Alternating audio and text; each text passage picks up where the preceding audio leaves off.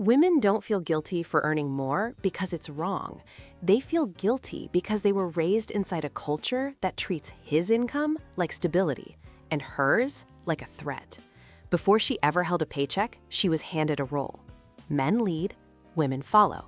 A script so old it feels natural, a role so deep it feels like instinct. If she surpasses him, she embarrasses him.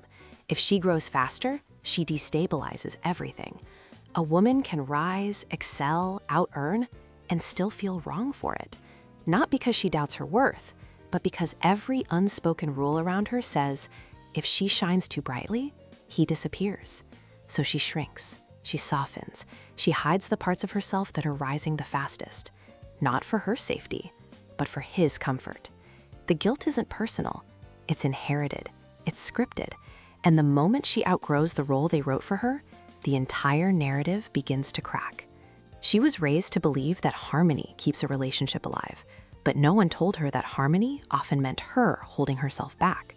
From the very beginning, she watched how the world reacted to a woman who outgrew her place.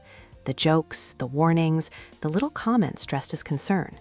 Don't intimidate him. Don't get ahead of yourself. Don't forget men need to feel needed. These weren't lessons, they were limits. Limits wrapped in tradition, passed down like family recipes, teaching her that her ambition should always be smaller than his. Not because she wasn't capable, but because culture decided that a woman rising too far, too fast, creates instability. Not in her life, but in his identity. So she learns to adjust herself, to dim the parts of her that lift her too high, to hide the success that makes rooms go quiet. She doesn't do it out of insecurity. She does it because every signal around her tells her that a woman who shines too brightly risks losing the people who taught her to shine. And long before she earns more than a partner, she's already been trained to feel guilt for wanting to. The first stark truth is this: the guilt doesn't start when she earns more.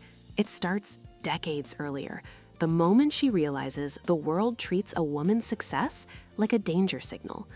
As a girl, she sees how adults praise a boy for ambition, but warn a girl not to get ahead of herself. She sees how women who rise are labeled difficult, demanding, unfeminine. And she watches how easily a man's pride can shake when a woman outperforms him. So when she finally steps into her own power, her body reacts like she's breaking a social law. Not because her success is wrong, but because the culture around her taught her that her value depends on how comfortable she makes everyone else. Her success becomes a threat she's responsible for managing. And the moment she earns more than him, she feels the shift, the quiet tension, the subtle withdrawal, the sense that she crossed a line no one ever said out loud, but everyone knows exists. Here's the part no one warns her about. Earning more doesn't just shift her bank account, it shifts the emotional architecture of the relationship. Suddenly, the jokes aren't as light. The compliments feel sharper, edged with something unspoken. He might not say it outright, but she can feel it. The way his posture changes when she talks about work. The way his silence lingers when she mentions a win. The way he suddenly calls her intense for the same ambition he once admired. Because her success doesn't just challenge tradition, it challenges him. It forces him to confront the identity he was raised inside. The identity that said a man leads by earning more, providing more, being the financial anchor. When she surpasses him, she doesn't just rise. She removes the role he depended on to feel necessary. And no one taught her how heavy that shift would feel. She carries the weight of her own success and the weight of his reaction to it. Because culture taught her that when a woman climbs too high, she must climb softly. This is where the deeper conflict begins, not between her and him, but inside herself. Because even as she rises, there's a part of her that still believes she's violating something sacred by outgrowing the role she was handed. She feels the tug of two identities, the woman she is becoming and the girl she was trained to be. One reaches for more, the other apologizes for it. She starts to second-guess her wins, soften her voice, shrink her excitement, not because she's unsure of her abilities, but because she senses how her success unsettles the dynamic she was told to protect.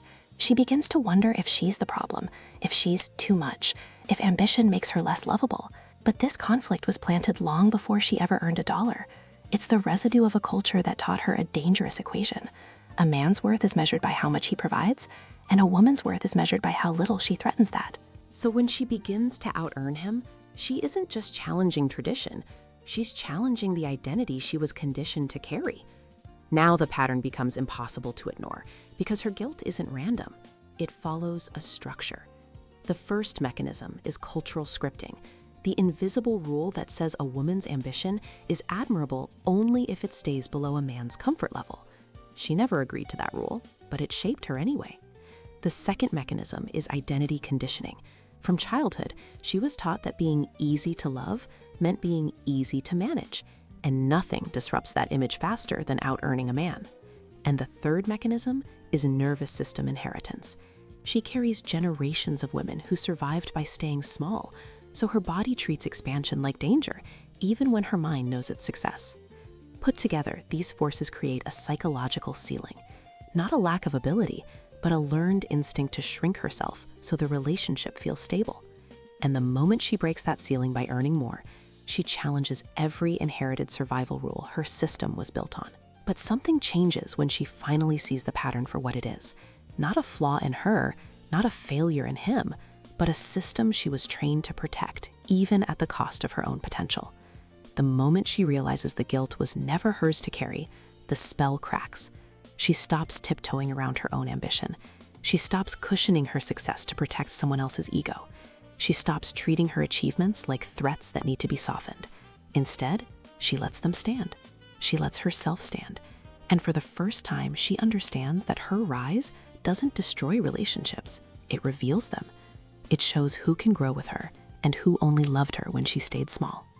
The pattern breaks the moment she chooses truth over tradition, growth over guilt, and the woman she's becoming over the role she was assigned. That's when the world around her shifts, not because she's changed too much, but because she's finally stopped changing for everyone else. And here's the part no one ever talks about. When a woman stops shrinking to protect a man's identity, she doesn't just change her relationship with money, she changes her relationship with herself.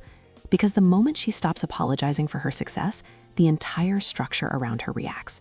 Some people pull closer, relieved to finally meet the version of her she kept hidden. Others pull away, uncomfortable with the mirror her growth forces them to face. And she learns something no one prepared her for. The real cost of rising isn't losing people, it's losing the version of herself who believed she had to choose between love and ambition. So now she stands at the edge of a new identity, one she was never meant to inherit, but is finally strong enough to claim. And the question that remains isn't whether she deserves to rise, it's what happens when she realizes she was never the one who needed to change in the first place.